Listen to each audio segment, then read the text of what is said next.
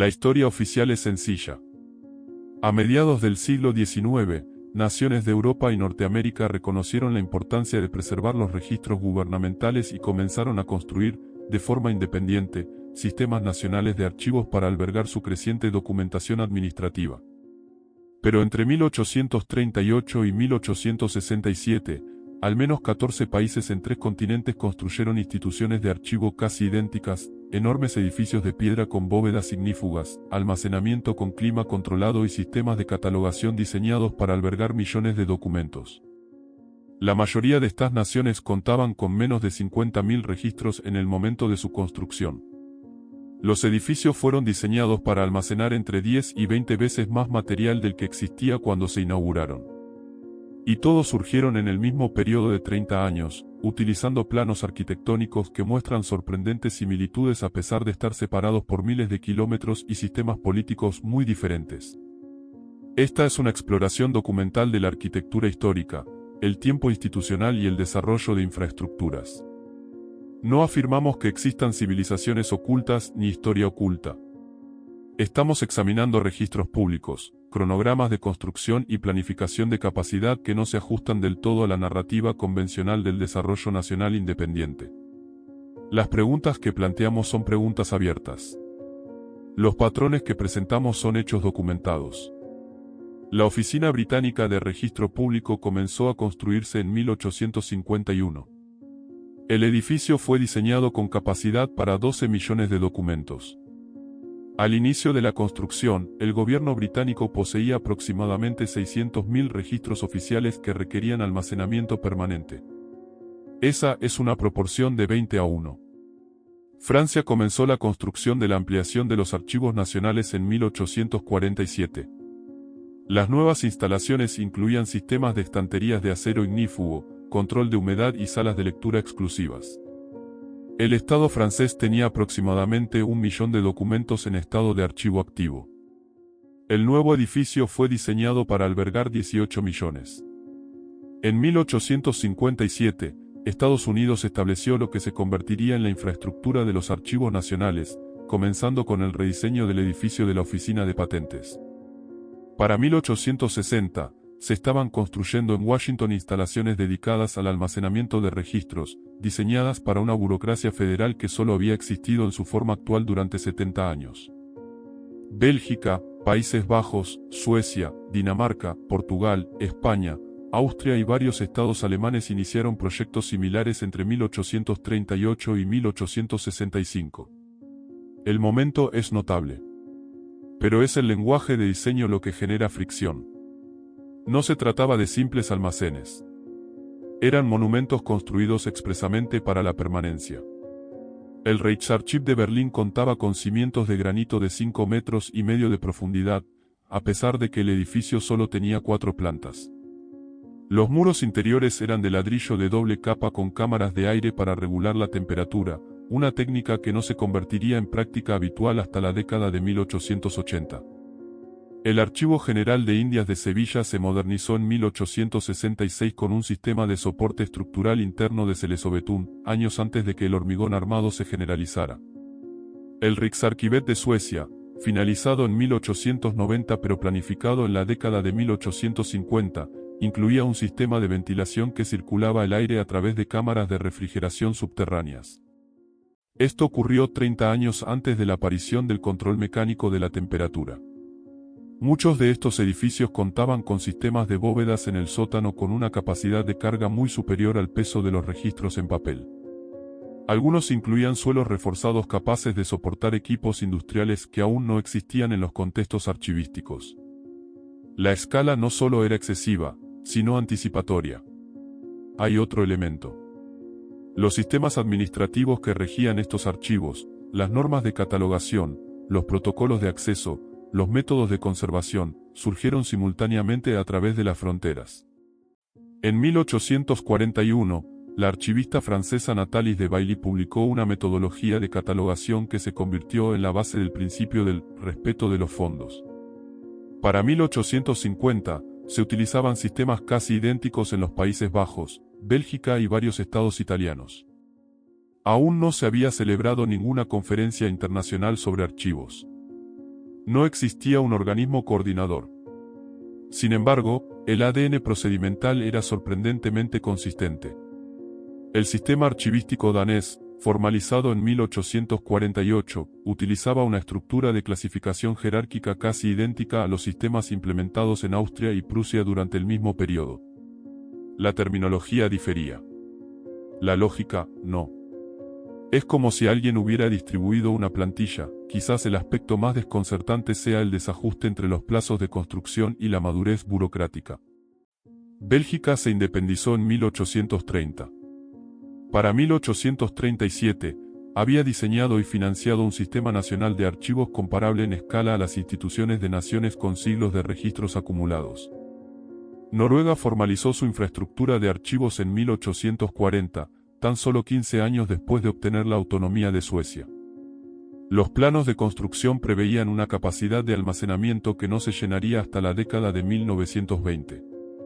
No se trataba de gobiernos con una extensa historia administrativa.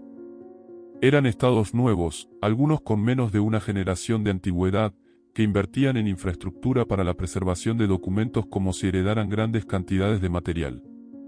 Pero los documentos en sí eran escasos. La pregunta no es si estos edificios eran necesarios. Claramente, las naciones se benefician de la preservación de su patrimonio documental. La pregunta es sobre la urgencia, la uniformidad y la escala. ¿Por qué tantos gobiernos, en un periodo de tiempo tan corto, decidieron que la infraestructura archivística era una prioridad, a menudo antes de tener archivos significativos que almacenar? ¿Por qué construyeron con tal exceso de capacidad? ¿Y por qué el lenguaje arquitectónico y procedimental parece tan sincronizado? Este momento se cruza con algo más. Entre 1815 y 1850, Europa experimentó lo que los historiadores llaman la revolución burocrática, una repentina formalización de los registros estatales, los registros civiles y la documentación administrativa. Los certificados de nacimiento, las escrituras de propiedad, los registros fiscales, los datos del censo, todos se estandarizaron durante este periodo. Los sistemas aparecieron rápidamente. Y aparecieron en todas partes. Para 1860, la mayoría de las naciones occidentales habían implementado marcos de documentación civil casi idénticos, a pesar de las enormes diferencias entre las tradiciones jurídicas y las estructuras de gobierno. Los edificios de los archivos se construyeron para albergar el resultado de estos sistemas. Pero los sistemas en sí mismos acababan de crearse. Se trata de una preparación circular, construir un almacén para los registros generados por procesos nuevos, pero diseñarlo como si el volumen ya se conociera. Hay un término que se utiliza en ciertas discusiones históricas. Se ha asociado con teorías marginales, pero su uso original era más específico. Se refería a una continuidad percibida en la arquitectura institucional y los sistemas administrativos de Eurasia, una coherencia visual y procedimental que parece difícil de explicar únicamente mediante el desarrollo independiente. El término es Tartaria. Y los edificios del archivo se asemejan incómodamente a esa observación. No porque demuestren nada, sino porque encarnan el mismo patrón, infraestructura a gran escala, construida rápidamente, diseñada para la demanda futura, utilizando métodos coordinados en regiones desconectadas. Los archivos se construyeron como si los constructores supieran lo que se avecinaba. El canal de Erie se inauguró en 1825. Tenía 582 kilómetros de longitud, requirió 83 esclusas y tardó 8 años en construirse a través de un terreno apenas explorado. La justificación oficial era económica: conectar los grandes lagos con la costa atlántica facilitaría el comercio y abriría la frontera occidental. Pero aquí está la fricción. En 1817, cuando comenzó la construcción, menos de 30.000 personas vivían en todo el corredor occidental que el canal debía cubrir. La densidad de población era tan baja que la mayor parte de la ruta atravesaba zonas silvestres. El canal tenía una capacidad de carga de más de 200.000 toneladas anuales. En su primer año completo de funcionamiento, transportó 13.000 toneladas. No alcanzaría su capacidad prevista hasta pasados casi 40 años. Este no fue un caso aislado. El auge ferroviario británico comenzó en la década de 1830. Para 1850, se habían tendido más de 9.600 kilómetros de vías a través de Inglaterra, Escocia y Gales, a menudo a través de zonas rurales con una demanda mínima de transporte de pasajeros o mercancías. El ferrocarril de Londres y Birmingham, finalizado en 1838, fue diseñado para manejar 30 trenes al día en cada dirección. El tráfico real durante el primer año fue de un promedio de 11. El Great Western Railway, diseñado por Isambard Kingdom Brunel, utilizaba una vía de ancho 2,1 metros, en comparación con el estándar de 1,32 metros. Brunel argumentó que esto permitiría trenes más rápidos y estables en el futuro. Pero aún no había trenes que requirieran ese ancho. Estaba construyendo para algo que no existía. El patrón se repite en Estados Unidos. Entre 1840 y 1860, las ciudades estadounidenses construyeron infraestructura hídrica, embalses, acueductos, tuberías de distribución, diseñada para poblaciones de 3 a 5 veces mayores que la población actual. El acueducto Croton de Nueva York, finalizado en 1842, podía suministrar 90 millones de galones de agua al día a una ciudad que consumía 24 millones. La planta de abastecimiento de agua Fairmount de Filadelfia, ampliada en 1851, tenía una capacidad de bombeo suficiente para una ciudad de 800.000 habitantes. La población de Filadelfia en ese momento era de 340.000 habitantes. El acueducto Cochituate de Boston, finalizado en 1848, tenía el tamaño adecuado para una ciudad que duplicaba su población actual. Estas no fueron mejoras graduales. Fueron construcciones anticipadas, infraestructura diseñada como si el crecimiento estuviera garantizado, como si las curvas de demanda ya se hubieran calculado. Los sistemas administrativos muestran la misma previsión.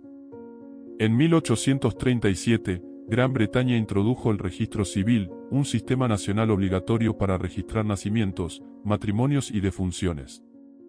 El sistema requería una red de registradores locales, oficinas regionales y un archivo central en Londres. En 5 años, aparecieron sistemas similares en Bélgica, Países Bajos, Suecia y varios estados alemanes. Para 1860, la mayor parte de Europa occidental había implementado marcos de registro civil casi idénticos. No se trataba de simples libros de registro. Eran sistemas burocráticos jerárquicos con formularios estandarizados, protocolos de archivo y cadenas de informes, una infraestructura que requería personal capacitado, espacio físico de oficina y almacenamiento a largo plazo. Los sistemas estaban diseñados para generar millones de registros. Y los edificios del archivo ya se estaban construyendo para albergarlos. Hay algo inquietante en esta coordinación. No porque sugiera una conspiración, sino porque sugiere un plan compartido que nadie escribió explícitamente. Cuando Suecia formalizó su sistema de registro civil en 1840, utilizó una estructura de varios niveles: nivel parroquial, nivel regional, nivel nacional. Cada nivel tenía requisitos de documentación y calendarios de presentación específicos. Dinamarca implementó un sistema casi idéntico en 1843. Noruega siguió el ejemplo en 1845. La terminología era diferente. La estructura, la misma. Se trataba de naciones distintas, con idiomas, tradiciones jurídicas y modelos de gobierno distintos.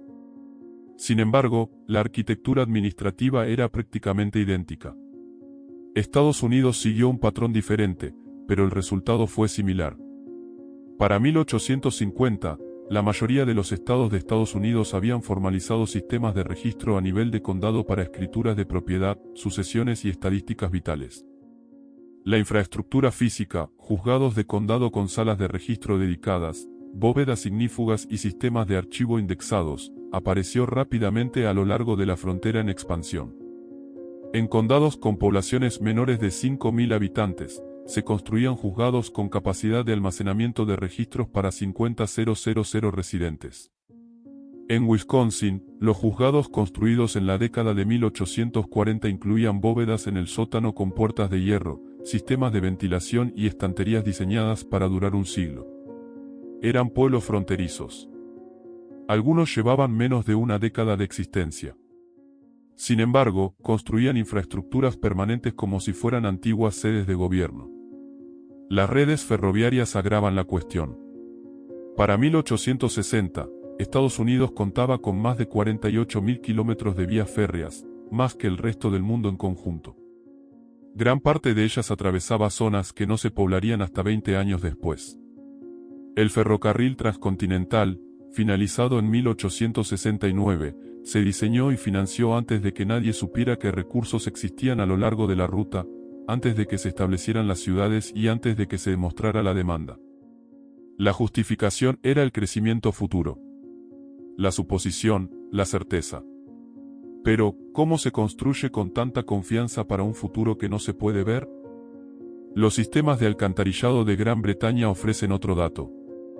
La red principal de alcantarillado de Londres, diseñada por Joseph Bazalgette y construida entre 1858 y 1875, se construyó para abastecer a una población de 4 millones de personas. La población de Londres en 1860 era de 2,8 millones. Bazalgette diseñó el sistema con capacidad adicional, duplicó sus cálculos iniciales, argumentando que las generaciones futuras necesitarían ese margen. Tenía razón. Pero, ¿cómo lo sabía? El mismo patrón se observó en otras ciudades británicas. Manchester, Liverpool, Birmingham, todas construyeron sistemas de alcantarillado en las décadas de 1850 y 1860 que eran demasiado grandes para sus poblaciones actuales. Los informes de ingeniería de la época no justifican el exceso con especulaciones. Lo justifican con certeza. Como si el crecimiento demográfico ya fuera una variable conocida. Hay un término que usan los urbanistas, determinismo de infraestructura. La idea es que la infraestructura no solo responde a la demanda, sino que la crea. Si se construye una carretera, la gente se asentará a lo largo de ella. Si se construye un sistema de alcantarillado, la ciudad se expandirá para cubrirlo. Pero esa lógica presupone un crecimiento gradual. No explica la sobreconstrucción sincronizada en múltiples naciones y sistemas dentro del mismo periodo de 30 años. No explica por qué gobiernos con presupuestos limitados optaron por asignar recursos a proyectos que no alcanzarían su capacidad máxima hasta dentro de medio siglo. Los edificios de archivos son el centro de todo esto. No eran solo almacenes. Eran el extremo receptor de un aparato burocrático que se construía en paralelo: registros civiles, sistemas tributarios, oficinas de tierras, oficinas del censo. Todo ello generaba papeleo. Todo ello requería vivienda permanente. Y los edificios estaban listos antes de que los sistemas estuvieran plenamente operativos. En algunos casos, estaban listos incluso antes de que los sistemas existieran. Ya sea que esto refleje herencia o convergencia, coordinación o coincidencia, el patrón se mantiene. Entre 1815 y 1870, las naciones occidentales construyeron infraestructura para la demanda futura a una escala y un ritmo que resultan históricamente anómalos. Los edificios de archivos son solo un hilo conductor. Pero son un hilo conductor que conecta con ferrocarriles, sistemas de agua, redes de alcantarillado y burocracias administrativas. Todos aparecen juntos, todos construidos a gran escala, todos sincronizados de maneras que resisten una explicación fácil.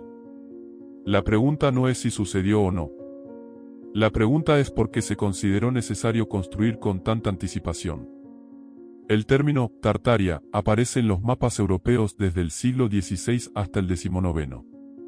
Era una etiqueta geográfica, un término general para las vastas regiones interiores de Eurasia que los cartógrafos europeos no habían explorado ni categorizado por completo. No era un imperio unificado.